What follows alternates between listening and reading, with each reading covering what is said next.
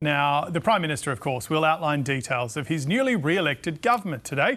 And as is always the case, there are some winners and some losers. One of those who has been dumped is Western Sydney MP Ed Husic, who shared his views on Insiders yesterday.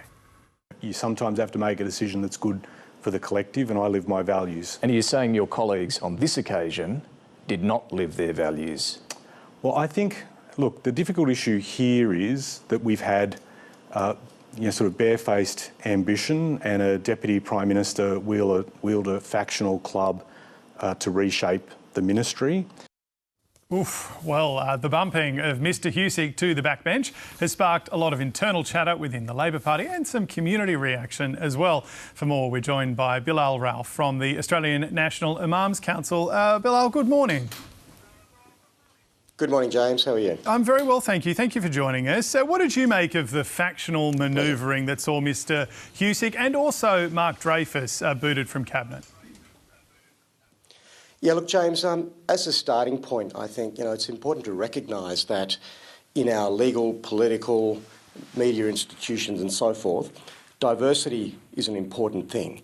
And here, Labor had a resounding victory, including on the back of the sentiment of diverse communities. And so it follows that, that there is, it is important that the government also reflect the diversity in the communities that it represents. And so on that level, it's disappointing as to, the announcement of the dumping of two former ministers, particularly given that they spoke to different voices, different communities and different interests. And that therein lies the strength of diversity, that you bring into play different perspectives, and it's an avenue for different communities to also come into the picture and be at the table.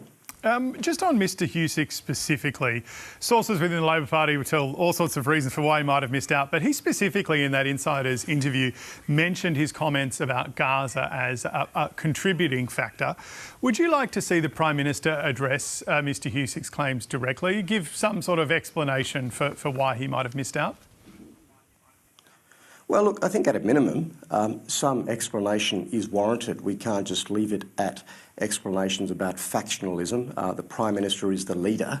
He has been elected to lead the party, the country, and so we ought to get some explanation from him.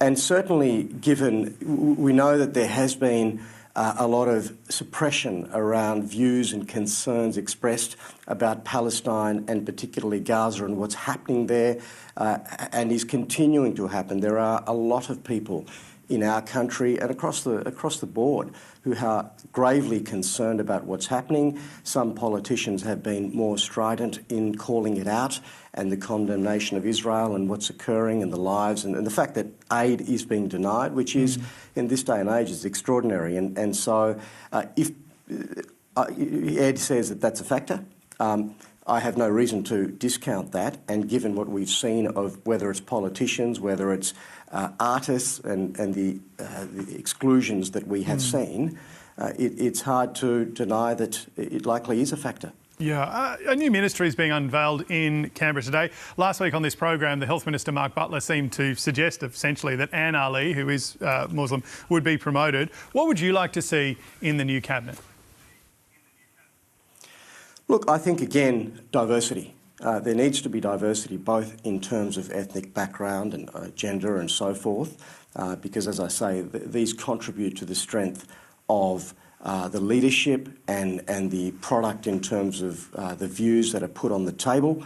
And so, look, that's an important thing. But I think ultimately, coming back to this issue of Gaza, Palestine, etc., one hopes that with the mandate that the government has now, it'll be more strident and be a government of courage and fortitude in calling out things that are happening, just as we have, we're seeing conflict really spreading across the globe. And it's a time now for our government in international affairs to be more forthright and take a stronger moral stand against such activity.